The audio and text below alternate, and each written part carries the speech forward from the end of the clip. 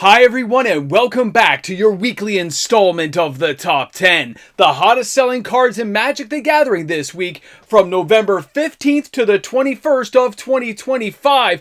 Is Avatar the set we think it's going to be? How do these sales stack up? Stay tuned, let's get started.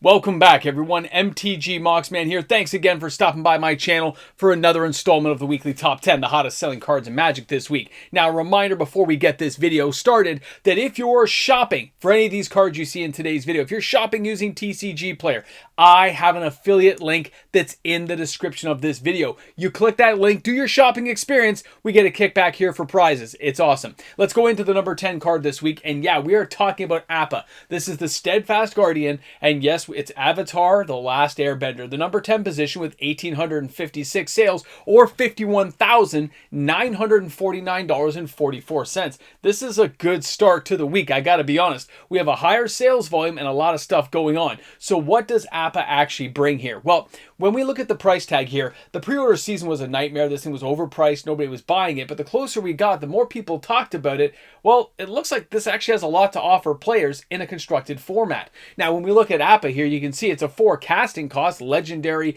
buys an ally with flash and flying, but when it enters, you can airbend any number of other target non-land permanents you control. That can protect you from board wipes, all kinds of craziness, but not only that, well, whenever you cast a spell from exile, you get to create 1/1 white ally creature tokens. Can you say stop your creatures from being, indestructible and get creatures? It's free, it's awesome. Now, our number 9 card. This is the Earth King. Again, Avatar the Last Airbender, 1,999 sales. Yeah, one shy of 2,000, but that's the way it's going to be. But that's only $1,479 of sales action for this card because it's only a 74-cent card on average. This is not an expensive card, but players understand that cards like this have a lot of playability to them, and we all know the money moves on, which means these will get harder to find, although as an uncommon it's not going to be impossible. So what are we getting for our money, and why are people buying so many copies of this card?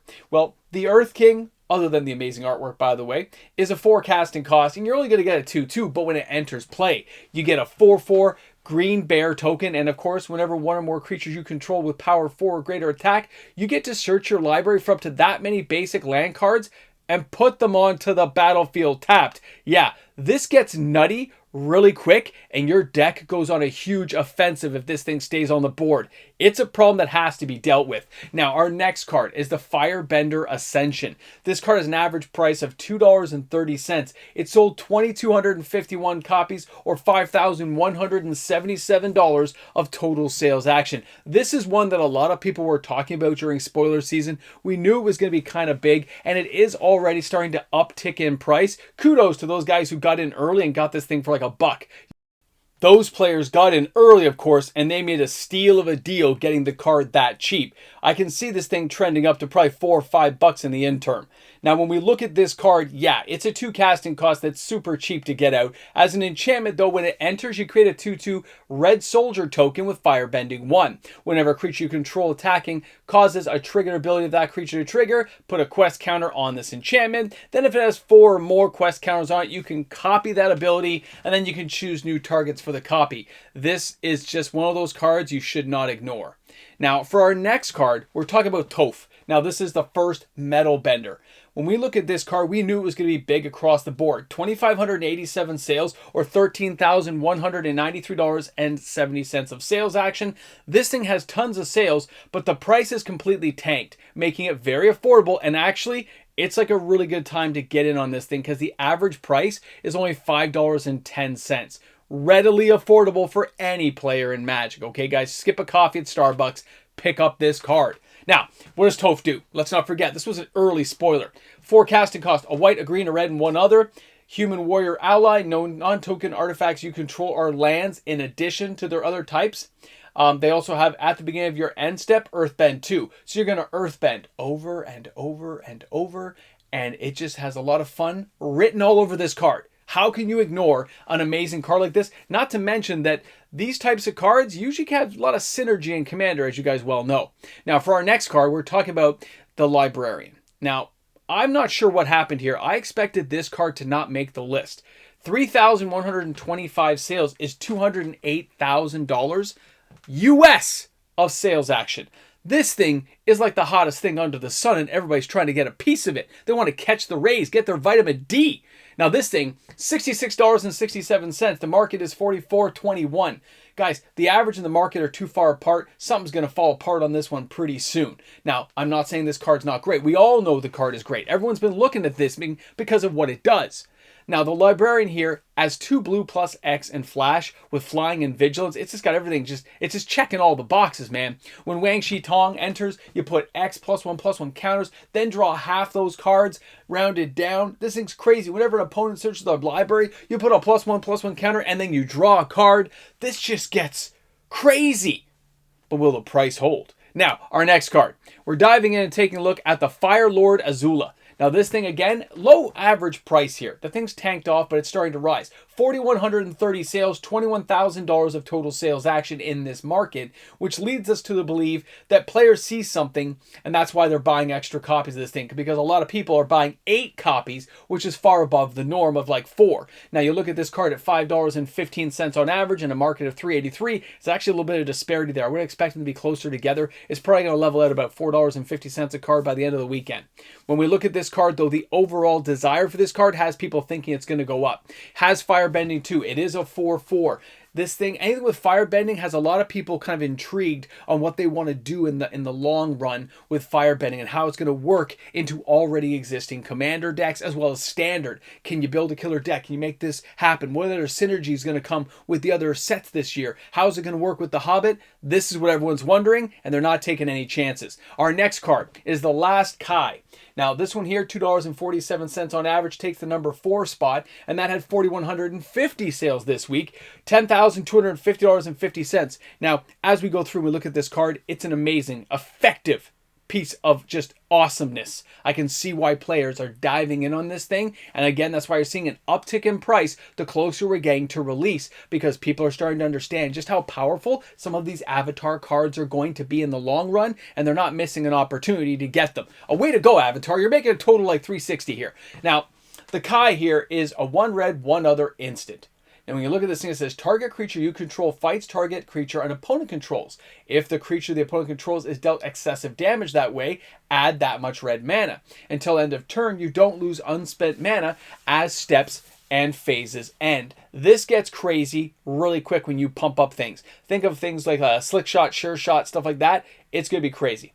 Now our next one, the Badger Mole. Another card that I did not expect to see this high on the list, guys. That's a lot of money. 4,215 sales. We are talking $263,326.90. We're talking $500,000 plus in singles just on 2 cards. The Librarian and the Mole, the Cub, the Thing. Average price $63.66. Market is $42.08. Again, big disparity. But this card had a massive upswing in the last 24 hours before release. Pay attention to this stuff.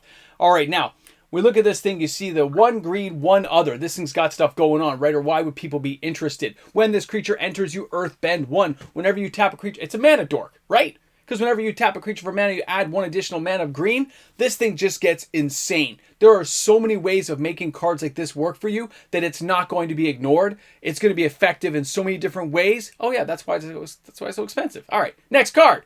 We're going to Mai, the Scornful Striker. Average price $3.30, takes the number 2 spot with 4,580 sales or $15,114 even of total sales action. This is one of those cards I was kind of humming and hawing over, looking at, saying, how effective is this going to be? Are players really going to dive into a card like this as it's tanked from the pre-order of 20 all the way down to less than $5? You see the market at 283, average 330, right where it should be between those 2 price points. We look at this card closely though.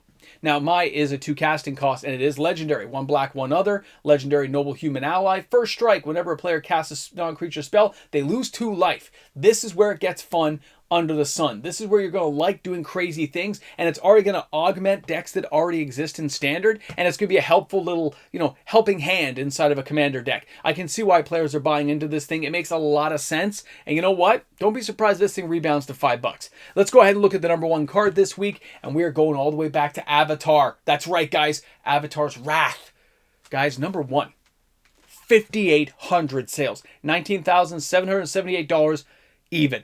This is one of the cards I talked about this week. It's just a little bit too funky monkey and crazy things are going on. And again, it's upticking. They're all starting to go up instead of down after release right now. The average price is $3.41. The market is $2.43. Get your 4 copies and get it out of the way. Just in case it goes nutty, you're not going to regret a card like this. It has a lot of playful banter attached to a card like that. Now, when we look at this card, it's a 4 casting cost. Absolutely. 2 white, 2 other, sorcery. Choose up to 1 target creature, then airbend everything else. That's everyone else's creatures. Now, it also says until your next turn, your opponents can't cast spells from anywhere other than their hands, then you exile the raft. This is a game-ending effect. This can build your board state to insane levels, not only in Standard, but also in Commander. Now let's talk about what Avatar just did to the market this week. Avatar is doing everything right. If it wasn't, players wouldn't be buying the cards. These numbers are way higher year over year than what we would see for a late term set. Fourth quarter set usually does miserable. Not this time. The sales are like twice what they normally would be. Players are talking about the buzz is good. The sales are strong. And now we just have to wonder what's going to happen in the intervening weeks, because the numbers right now tell us that the cards, they're in demand, but the prices are actually going up, where normally they would start to trickle down. So is the market avalanche about to happen, where we have too many cards being sought after and not enough supply, and then a secondary market opening starts happening at the store level or at individual flippers and scalpers trying to get singles into the market? I don't know, but all I can tell you is we have very strong sales showings, a lot of players talking about it, and a lot of cards already being utilized on things like Arena. We're seeing these things show up. Guys, it's amazing. It's great to see. I want to know what you guys think in the comments section. Drop some stuff down, how you feel about Avatar, about this top 10, and what you think is going to happen. Guys, I'll be back tomorrow for the reserve list top 10 and, of course, the live stream. And if you're one of the players who's in the draw for that free Avatar collector box, we're going to give it away tomorrow. Thanks again, guys. Have a great day today, and we'll see you then. Thanks again for coming by my channel. I hope you had a great time while you were here. And you know what? We're only here because of the patrons of this channel, because of the YouTube membership members, because of those people supporting this channel each and every day, we're allowed to create content and get it out to everyone. So thanks again. Feisty numbers. Woo! We got some high ball rollers there. The Librarian and the Cub at those levels? Not reserve list? Didn't see that one coming. My rambling jamble's all discombobulated. I speak the English, and then I'm thinking, what's going on here? Am I in the right world? Is this the upside down? Has the new season of Stranger Things with 30-year-olds started? I don't know, guys, but those sales for Avatar are real. The people are excited. The set's really selling well. And I want to know what happens next week just as much as everybody else. But don't worry, we'll be there. We'll be tabulating. We'll be counting. And you can count on me. Guys, have a great one. I'm going to the Santa Claus parade. If you don't see me on Sunday, if I'm late for anything, that's why. But I'll be back. Ramble, jamble. And no, my kid's not too old for the Santa Claus parade. We like getting hot chocolate and watching the floats, okay? That's what we like to do.